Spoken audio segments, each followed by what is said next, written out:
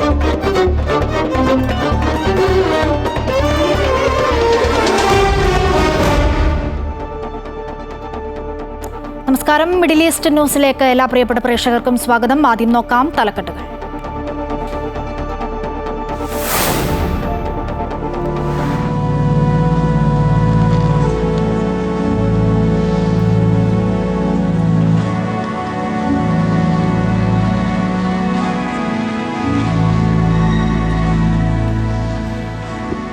കർദിനാൾ സ്ഥാനാരോഹണത്തിന് സാക്ഷ്യം വഹിച്ച് വത്തിക്കാനിലെ Saint Peter's Basilica. Archbishop Mar George Jacob Koovakkad ഉൾപ്പെടെ 21 പേരുടെ സ്ഥാനാരോഹണ ചടങ്ങുകൾ പൂർണ്ണം. ചടങ്ങുകൾക്ക് മുഖ്യ കാർമ്മികത്വം വഹിച്ച് ഫ്രാൻസിസ് മാർപ്പാപ്പ. ചടങ്ങുകളിൽ പങ്കെടുക്കാൻ സംസ്ഥാനത്ത് നിന്നും രാഷ്ട്രീയ സാമുദായിക നേതാക്കൾ.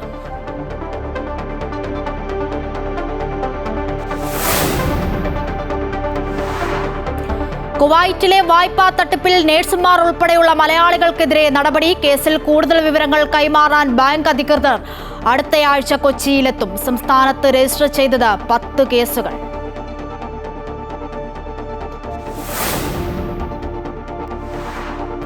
വയനാട് പുനരധിവാസ കേസിൽ സംസ്ഥാന സർക്കാരിന്റെ നിലപാടിൽ അതൃപ്തി അറിയിച്ച് ഹൈക്കോടതി. ദുരന്ത നിവാരണ ഫണ്ട് വിനിയോഗത്തിന്റെ കണക്കുകളിൽ അവ്യക്തതയെന്ന് വിമർശനം. കേന്ദ്രത്തോട് സഹായം തേടുമ്പോൾ വ്യക്തമായ കണക്ക് നൽകേണ്ടേയെന്ന് സംസ്ഥാന സർക്കാരിനോട് കോടതി. ദുരന്ത ബാധിതരെ അപമാനിക്കരുതെന്നും താക്കീത്. സംസ്ഥാനത്തിന് നൽകിയ തുകയിൽ വ്യക്തത വരുത്തി കേന്ദ്രം.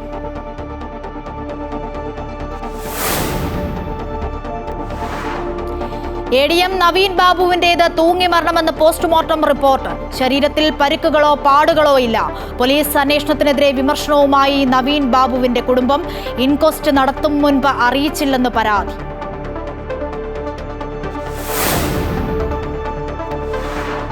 ഹേമ കമ്മിറ്റി റിപ്പോർട്ടിൽ വീണ്ടും മലക്കം മറിച്ചിൽ. സർക്കാർ വെട്ടിയ ഭാഗങ്ങൾ പുറത്തുവിടുന്നതിൽ ഇന്ന് ഉത്തരവിറങ്ങിയില്ല.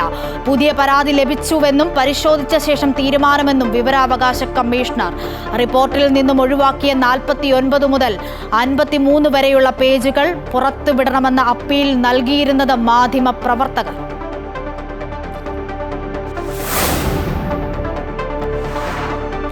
ലോക ചെസ് ചാമ്പ്യൻഷിപ്പിൽ 10ാം മത്സരവും സമനിലയിൽ. ഡി ഗുഗേഷിനും ഡിങ് ലിറനും 5 പോയിന്റ് വീതം. അഡ്ലൈഡ് ടെസ്റ്റിൽ ഇന്ത്യക്കെതിരെ ഓസ്ട്രേലിയയ്ക്ക് 157 റൺസിന്റെ 1ാം ഇന്നിംഗ്സ് ലീഡ്. 2ാം ഇന്നിംഗ്സിലും ഇന്ത്യ പതറുന്നു. 128 റൺസിനിടെ 5 വിക്കറ്റുകൾ നഷ്ടം.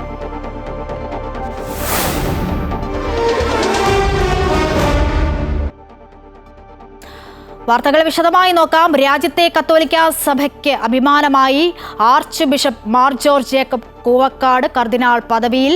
ഫ്രാൻസിസ് മാർപ്പാപ്പയുടെ മുഖ്യ കാർമ്മികത്വത്തിൽ ഇന്ത്യൻ സമയം 8:30 ചടങ്ങുകൾ. ദൈവത്തിന് എളിമയോടെ ഹൃദയം സമർപ്പിക്കാൻ കർദിനാൾമാരോട് മാർപ്പാപ്പ ആഹ്വാനം ചെയ്തു. കർദിനാൾമാരായി ഉയർത്തപ്പെടുന്നവരെ മാർപ്പാപ്പ അഭിസംബോധന ചെയ്തു. തുടർന്ന് കർദിനാൾമാരെ ചുവന്ന തൊപ്പി ധരിപ്പിച്ചു. മാർപ്പാപ്പ കർദിനാൾമാരെ സ്ഥാനീയ ചിഹ്നങ്ങൾ അണിയിച്ചു. 21 കർദിനാൾമാരെയും മാർപ്പാപ്പ പേര് വിളിച്ചു. തുടർന്ന് കർദിനാൾമാർ വിശ്വാസ പ്രമാണം ഏറ്റുചൊല്ലി. 20ാമതായാണ് മാർ ജോർജ് ജേക്കബ് കൂവക്കാടിനെ സ്ഥാനച്ചടങ്ങ് ചിഹ്നങ്ങൾ അണിയിച്ചത്. ഇതോടെ കർദിനാൾ സംഘത്തിൽ അംഗമായി മാർ ജോർജ് ജേക്കബ് കൂവക്കാടും. വൈദികനായിരിക്കെ നേരിട്ട് കർദിനാൾ പദവിയിലേക്ക് ഉയർത്തപ്പെടുന്ന ഇന്ത്യയിൽ നിന്നുമുള്ള ആദ്യ പുരോഹിതനാണ് ചങ്ങനാശ്ശേരി അതിരൂപതാംഗമായ മാർ ജോർജ് ജേക്കബ് കൂവക്കാട്. ഭാരതത്തിന് ഇത് അഭിമാന നിമിഷം കൂടിയാണ്.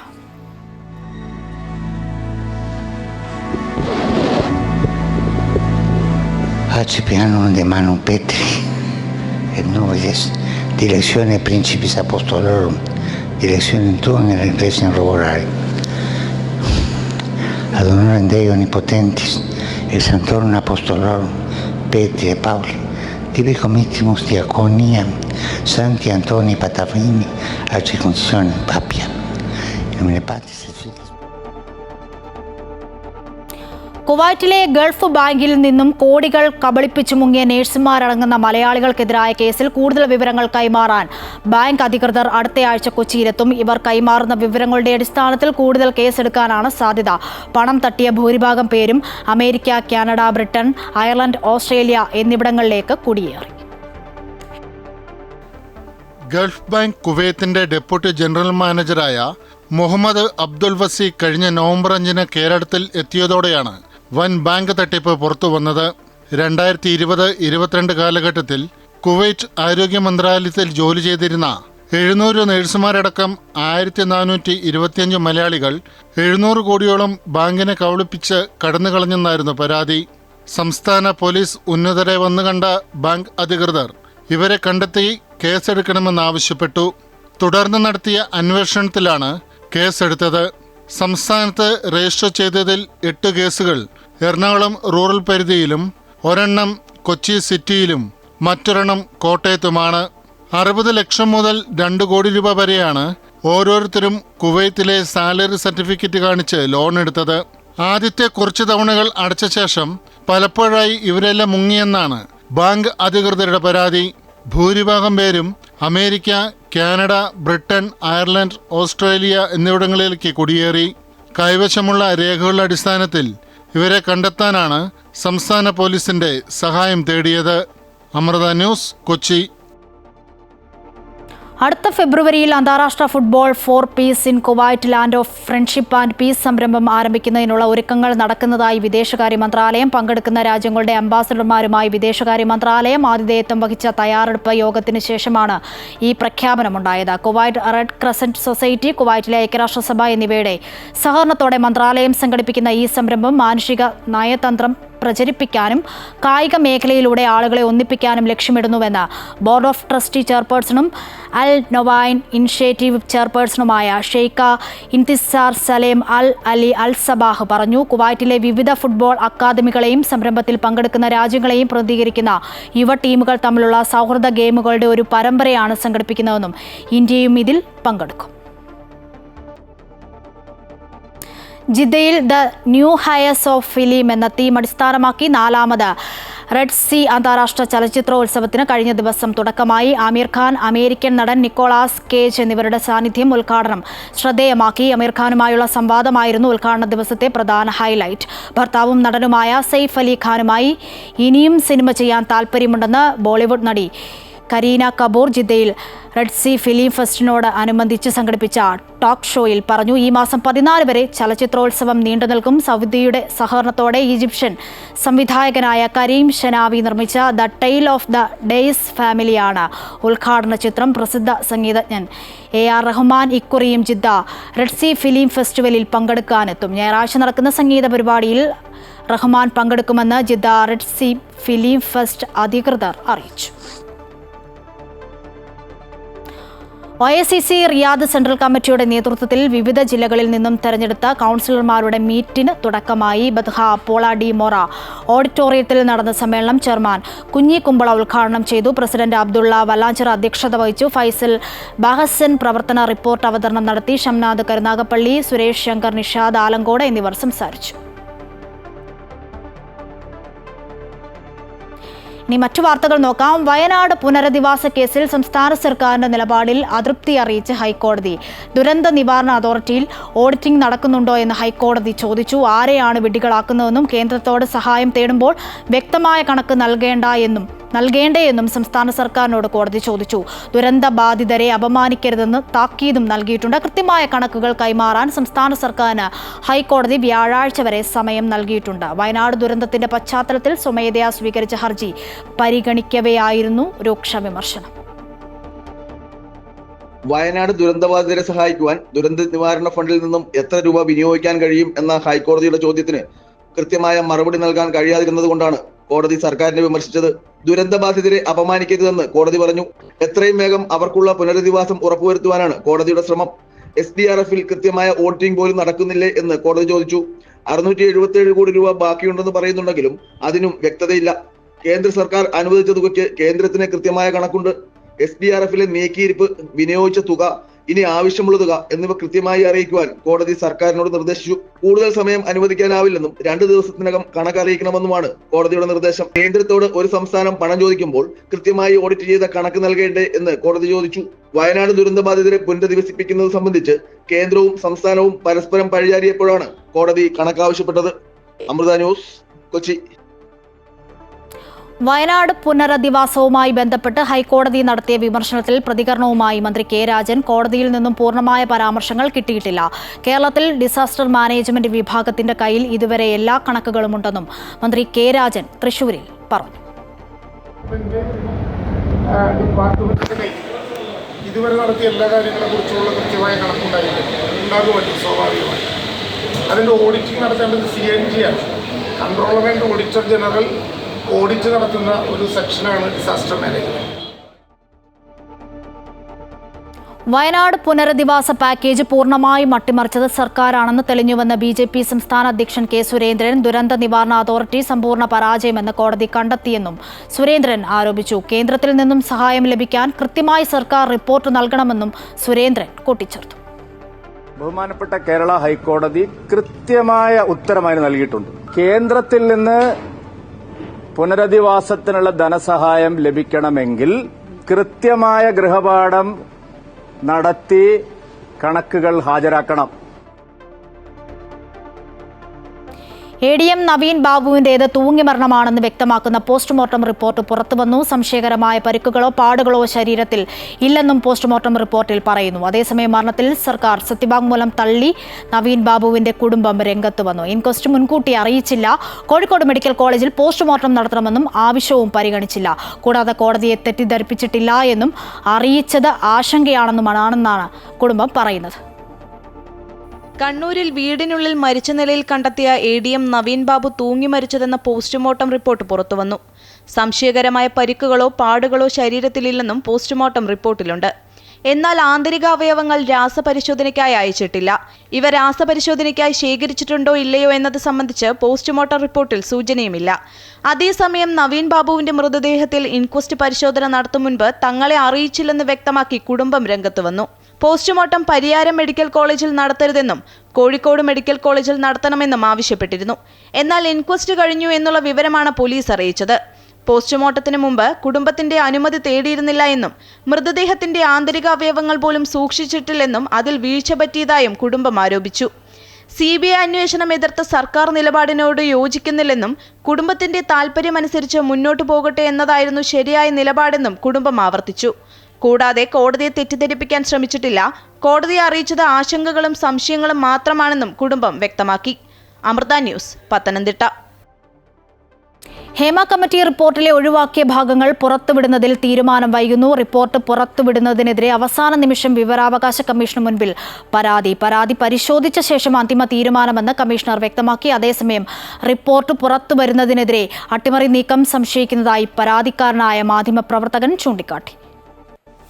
ഹേമ കമ്മിറ്റി റിപ്പോർട്ട് പുറത്തുവിട്ടപ്പോൾ 49 മുതൽ 53 വരെയുള്ള 5 പേജുകളും 97 മുതൽ 107 വരെയുള്ള 11 ഖണ്ഡികകളുമാണ് ഒഴിവാക്കിയിരുന്നത്. ഈ പേജുകൾ കൂടി പുറത്തുവിടണമെന്നാവശ്യപ്പെട്ടാണ് മാധ്യമപ്രവർത്തകർ വിവരാവകാശ കമ്മീഷനിൽ അപ്പീൽ നൽകിയത്.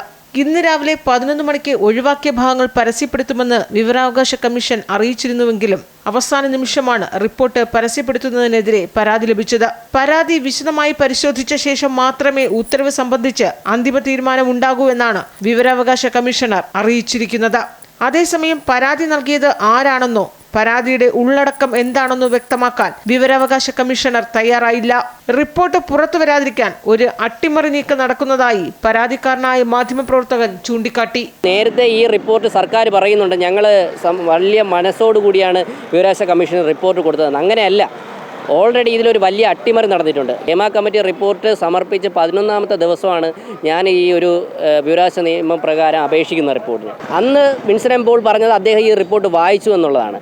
അപ്പോൾ അന്ന് വിവരാവകാശ കമ്മീഷന് ഈ റിപ്പോർട്ട് കൊടുത്തെങ്കിൽ എന്തുകൊണ്ട് ഇപ്പോഴത്തെ വിവരാവകാശ കമ്മീഷന് സർക്കാർ റിപ്പോർട്ട് കൊടുത്തില്ല?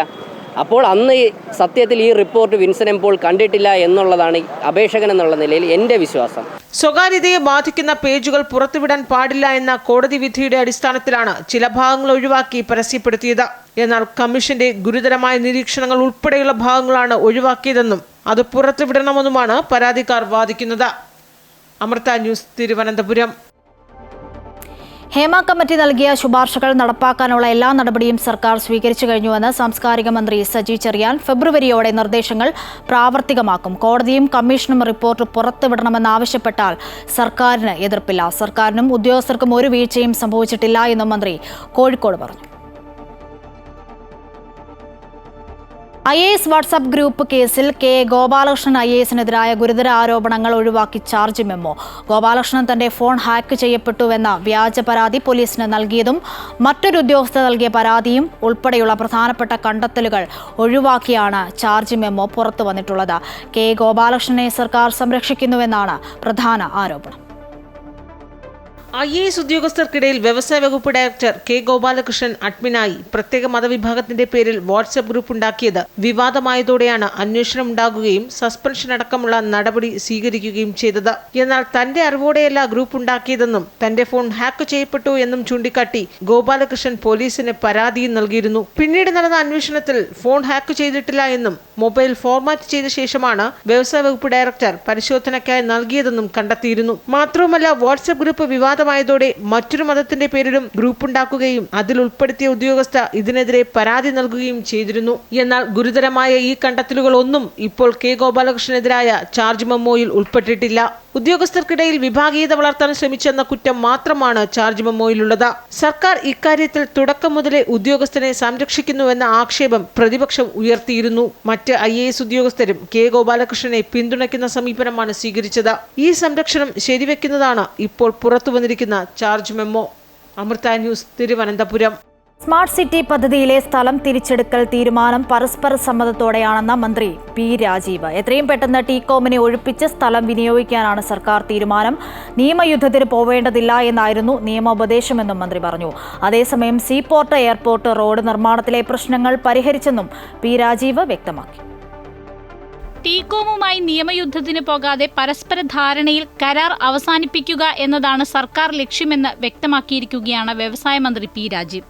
നിയമയുദ്ധം വേണ്ട എന്നായിരുന്നു നിയമോപദേശം. എത്രയും വേഗം സ്ഥലം വിനിയോഗിക്കുക എന്നതാണ് സർക്കാർ നിലപാട്. നാടിന്റെ താൽപര്യം പൂർണ്ണമായും സംരക്ഷിക്കപ്പെടുമെന്നും മന്ത്രി വ്യക്തമാക്കി. ഈ നിയമപ്രകാരം കാര്യങ്ങൾ പോയി നമ്മൾ നോട്ടീസ് കൊടുത്തു, ഇതിൻ്റെ ഇക്വിറ്റി വാലുവേറ്റർ വെച്ചു, അതെടുക്കുന്ന കാര്യങ്ങളിലേക്കൊക്കെ പോകുമ്പോൾ നമ്മുടെയൊക്കെ തലമുറയും പിന്നത്തെ തലമുറയും കഴിഞ്ഞിട്ടായിരിക്കും ഇതൊക്കെ തീരാൻ സാധ്യത. ഇപ്പോൾ എത്രയും പെട്ടെന്ന് അവരെ ഒഴിപ്പിച്ച് ആ സ്ഥലം വിനിയോഗിക്കാൻ കഴിയുമോ, ഇതാണ് സർക്കാർ അതിനകത്ത് നോക്കുന്നത്. മുൻപ് പല സ്ഥാപനങ്ങളുമായി നടത്തിയ സ്ഥലമിടപാടുകൾ നിയമക്കുരുക്കുകളിൽ കുടുങ്ങിക്കിടക്കുകയാണ്. ഈ സാഹചര്യം ഒഴിവാക്കാനാണ് സർക്കാർ ശ്രമം. ടീകോം പദ്ധതിക്കായി ചെലവിട്ടതിൽ ഒരു ഭാഗം മാത്രമാണ് നഷ്ടപരിഹാരം കൊണ്ട് ഉദ്ദേശിക്കുന്നത്. നഷ്ടപരിഹാരം നൽകുന്നതിന്റെ നടപടിക്രമങ്ങൾ സുതാര്യമായിരിക്കുമെന്നും പി രാജീവ് പറഞ്ഞു. അതേസമയം സീപോർട്ട് എയർപോർട്ട് റോഡുമായി ബന്ധപ്പെട്ട പ്രശ്നങ്ങൾ പരിഹരിച്ചതായി മന്ത്രി അറിയിച്ചു. പദ്ധതിക്കായി 588 കോടി രൂപ കൈമാറിയിട്ടുണ്ട്. HMT മുതൽ തുരപ്പ് വരെയുള്ളത് 5.5 മീറ്ററിൽ വീതി കൂട്ടി നമ്മൾ ഗവൺമെന്റ് ആ ഉത്തരവാദിത്വം ഏറ്റെടുത്തിരിക്കുകയാണ്. അപ്പോൾ 5.5 മീറ്റർ വീതിയിൽ ആ റോഡ് നിർമ്മിക്കാനുള്ള തീരുമാനവും എടുത്തിട്ടുണ്ട്. അതിന് അംഗീകാരവും നൽകി. റോഡിനായി കേന്ദ്ര സ്ഥാപനങ്ങൾ സഹകരിച്ചില്ലെന്നും അതിനാൽ 1 കിലോമീറ്ററിന് 69 കോടി രൂപ സർക്കാരിന് നഷ്ടമുണ്ടായെന്നും മന്ത്രി കുറ്റപ്പെടുത്തി. റോഡ് നിർമ്മാണത്തിന്റെ 2ാം ഘട്ടത്തിനായി പണം നൽകിയതോടെ 2 പതിറ്റാണ്ടിലേറെയായി നിലനിൽക്കുന്ന പ്രശ്നമാണ് പരിഹരിക്കപ്പെടുന്നത്. അമൃത ന്യൂസ്, കൊച്ചി. നവകേരള സദസ്സിനിടെയുള്ള രക്ഷാപ്രവർത്തന പരാമർശത്തിൽ മുഖ്യമന്ത്രിക്കെതിരെ പ്രേരണാ കുറ്റം ചുമത്താൻ തെളിവില്ലെന്ന് പോലീസ്. എറണാകുളം CJM കോടതിയിൽ പോലീസ് റിപ്പോർട്ട് സമർപ്പിച്ചു. എറണാകുളം DCC പ്രസിഡന്റ് മുഹമ്മദ് ഷിയാസ് നൽകിയ ഹർജിയിലാണ് പോലീസ് റിപ്പോർട്ട്. യൂത്ത് കോൺഗ്രസ് പ്രവർത്തകർക്കെതിരായ ഡിവൈഎഫ്ഐ ആക്രമണം രക്ഷാപ്രവർത്തനമാണെന്ന മുഖ്യമന്ത്രിയുടെ പ്രസ്താവനയെ സംബന്ധിച്ചാണ് എറണാകുളം DCC പ്രസിഡന്റ് മുഹമ്മദ് ഷിയാസ് കോടതിയെ സമീപിച്ചത്. രക്ഷാപ്രവർത്തനം തുടരാമെന്ന് മുഖ്യമന്ത്രി പ്രസ്താവിച്ചത് കുറ്റകൃത്യത്തിനുള്ള പ്രേരണയാണെന്നായിരുന്നു ഷിയാസിന്റെ ഹർജി. ടെലിവിഷനിൽ മുഖ്യമന്ത്രിയുടെ പരാമർശം കണ്ടതിന്റെ അടിസ്ഥാനത്തിലാണ് പരാതി നൽകിയത്. ഇക്കാര്യം DCC പ്രസിഡന്റ് മൊഴി നൽകുകയും ചെയ്തു. സാക്ഷികളും ടെലിവിഷനിൽ പരാമർശം കണ്ടു എന്നാണ് മൊഴി നൽകിയിരിക്കുന്നത്. യൂത്ത് കോൺഗ്രസ് പ്രവർത്തകർക്കെതിരായി ഡിവൈഎഫ്ഐ ആക്രമണം നടന്നു എന്ന കേസുകളിൽ മുഖ്യമന്ത്രിക്കെതിരെ പ്രേരണാ കുറ്റം ചുമത്താൻ മാത്രം തെളിവോ നേരിട്ടുള്ള സാക്ഷിമൊഴികളോ ഇല്ലെന്നാണ് പോലീസ് റിപ്പോർട്ട്. DCC പ്രസിഡന്റിന്റെ പരാതി നിലനിൽക്കില്ലെന്നും റിപ്പോർട്ട് ചൂണ്ടിക്കാട്ടുന്നു. നവകേരള സദസ്സിലെ മുഖ്യമന്ത്രിയുടെ യാത്രയ്ക്കിടെ പ്രതിഷേധിച്ച കോൺഗ്രസ് പ്രവർത്തകരെ മുഖ്യമന്ത്രിയുടെ ഗൺമാന്മാരും ഡിവൈഎഫ്ഐ പ്രവർത്തകരും മർദ്ദിക്കുന്നതായുള്ള ദൃശ്യങ്ങളാണ് മാധ്യമങ്ങളിലൂടെ പുറത്തുവന്നത്. ഇത് ജീവൻ രക്ഷാ രീതിയാണെന്നായിരുന്നു മുഖ്യമന്ത്രിയുടെ പ്രസംഗത്തിലെ പരാമർശം. അമൃത ന്യൂസ്, കൊച്ചി.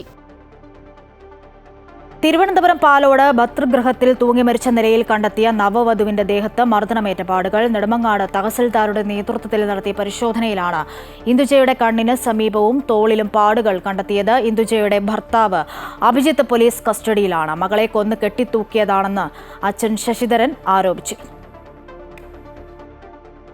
ആദിവാസി വിഭാഗത്തിൽപ്പെട്ട ഇന്ദുജയും അഭിജിത്തും 2 വർഷത്തോളം പ്രണയത്തിലായിരുന്നു. പക്ഷേ ഇവരുടെ വിവാഹത്തിന് വീട്ടുകാർക്ക് സമ്മതമായിരുന്നില്ല. 4 മാസം മുൻപ് ഇന്ദുജയെ വീട്ടിൽ നിന്ന് അഭിജിത്ത് വിളിച്ചിറക്കി അമ്പലത്തിൽ പോയി താലി ചാർത്തിയ ശേഷം ഒരുമിച്ച് താമസിക്കുകയായിരുന്നു. ഇവർ വിവാഹം നിയമപരമായി രജിസ്റ്റർ ചെയ്തിരുന്നില്ലെന്നാണ് വിവരം. വിവാഹശേഷം സ്വന്തം വീട്ടുകാരുമായി ഇന്ദുജയ്ക്ക് കാര്യമായ ബന്ധമുണ്ടായിരുന്നില്ല. ഇന്നലെ ഉച്ചയ്ക്ക് 1:30 അഭിജിത്തിന്റെ വീട്ടിൽ 2ാമത്തെ നിലയിലെ ജനലിൽ തൂങ്ങി മരിച്ച നിലയിലാണ് ഇന്ദുജയെ കണ്ടെത്തിയത്. ഈ സമയത്ത് അമ്മു മാത്രമാണ് വീട്ടിലുണ്ടായിരുന്നത് എന്നാണ് അഭിജിത്തിന്റെ മൊഴി. കൊലപാതകമടക്കം ആരോപണമുയർന്ന സാഹചര്യത്തിലാണ് ഇന്ന് നെടുമങ്ങാട് തഹസിൽദാരുടെ നേതൃത്വത്തിൽ പരിശോധന നടത്തിയത്.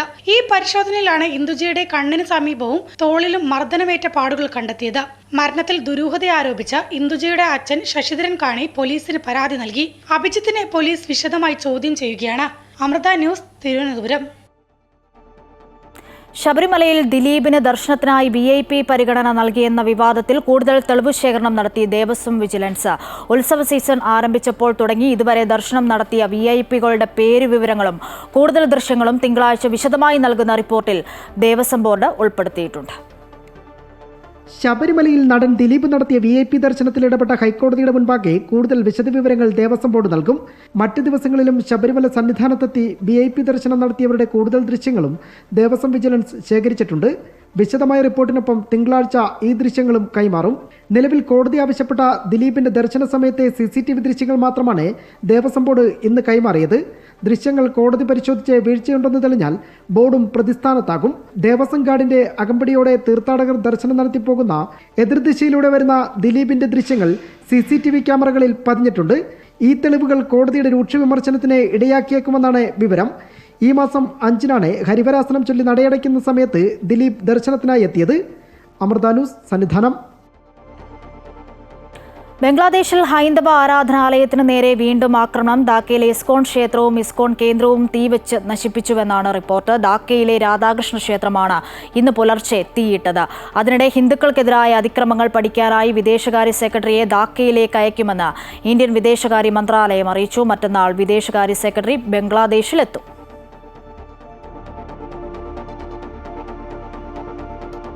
വിവിധ സംസ്ഥാനങ്ങളിലെ ആരോഗ്യ പ്രവർത്തകർക്കുള്ള പരിശീലന പരിപാടി കൊച്ചി അമൃത ആശുപത്രിയിൽ നടന്നു. കേരളം, തമിഴ്നാട്, പോണ്ടിച്ചേരി, ആൻഡമാൻ നിക്കോബാർ എന്നിവിടങ്ങളിൽ നിന്നുമെത്തിയ 30 ആരോഗ്യ പ്രവർത്തകരാണ് 6 ദിവസത്തെ പരിശീലന പരിപാടിയിൽ പങ്കെടുത്തത്. കേന്ദ്ര ആരോഗ്യ മന്ത്രാലയത്തിന് കീഴിൽ ആരോഗ്യ മേഖലയിലെ ഗവേഷണങ്ങളെ പരിപോഷിപ്പിക്കാനുള്ള പദ്ധതിയായ systematic review and networking support in health പദ്ധതിയുടെ ഭാഗമായാണ് ട്രെയിനിംഗ് പ്രോഗ്രാം ഒരുക്കിയത്.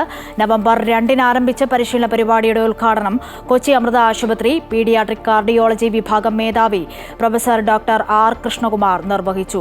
Amrita school of dentistry principal doctor Balagopal Varma, Amrita centre for evidence based oral health director doctor Chandrasekharan R, DHR ശാസ്ത്രജ്ഞ ഡോക്ടർ രൂപ ഹരിപ്രസാദ് തുടങ്ങിയവരും ചടങ്ങിൽ പങ്കെടുത്തു.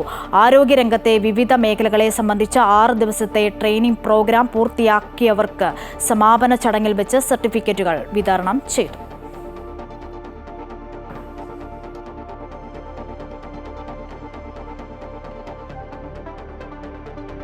Sharanamritam co-powered by Bharat Lachna Multi-State Housing Cooperative Society Limited in association with GDS Upasana Agarbattis. വ്രതശുദ്ധിയുടെയും നന്മയുടെയും നാളുകൾ പരിശുദ്ധമാക്കാം മിൽമയ്ക്കൊപ്പം. സ്വാമിയേ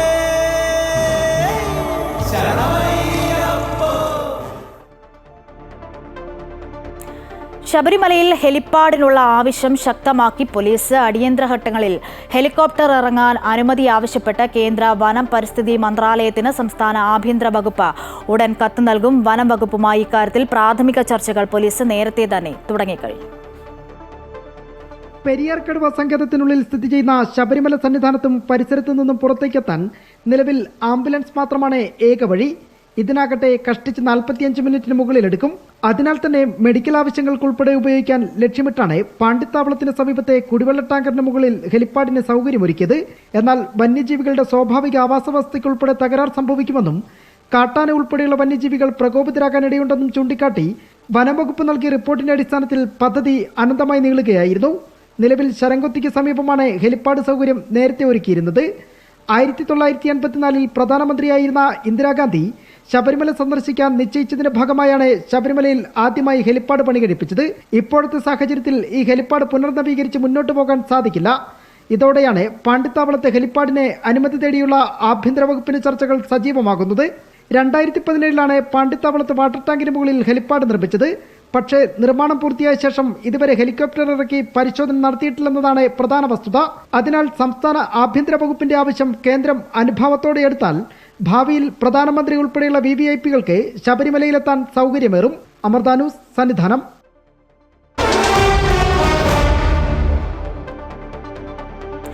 കായിക വാർത്തകൾ നോക്കാം. ലോക ചെസ് ചാമ്പ്യൻഷിപ്പിലെ 10ാം മത്സരം സമനിലയിൽ. ഇന്ത്യയുടെ ഡി ഗുകേഷും ചൈനയുടെ ഡിങ് ലിറനും ഇന്നും സമനിലയിൽ പിരിഞ്ഞു. ചാമ്പ്യൻഷിപ്പിൽ 5 പോയിന്റ് നേടി ഇരുവരും ഒപ്പത്തിനൊപ്പമാണ്. 11ാം മത്സരം നാളെ നടക്കും. 14 ഗെയിമുകളുള്ള ലോക ചാമ്പ്യൻഷിപ്പിൽ ആദ്യം 7.5 പോയിന്റ് നേടുന്നവരാണ് വിജയി.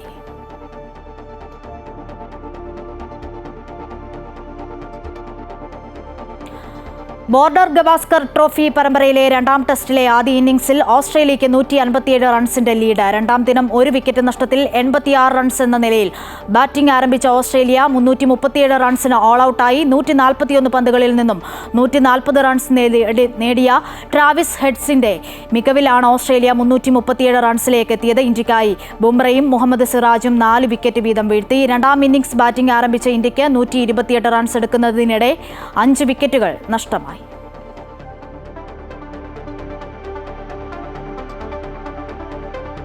ഇതോടെ ഈ വാർത്താ ബുള്ളറ്റിൻ പൂർണ്ണമാകുന്നു. കൂടുതൽ വാർത്തകൾക്കായി അമൃത ന്യൂസിന്റെ യൂട്യൂബ് ചാനൽ സന്ദർശിക്കുക. നമസ്കാരം.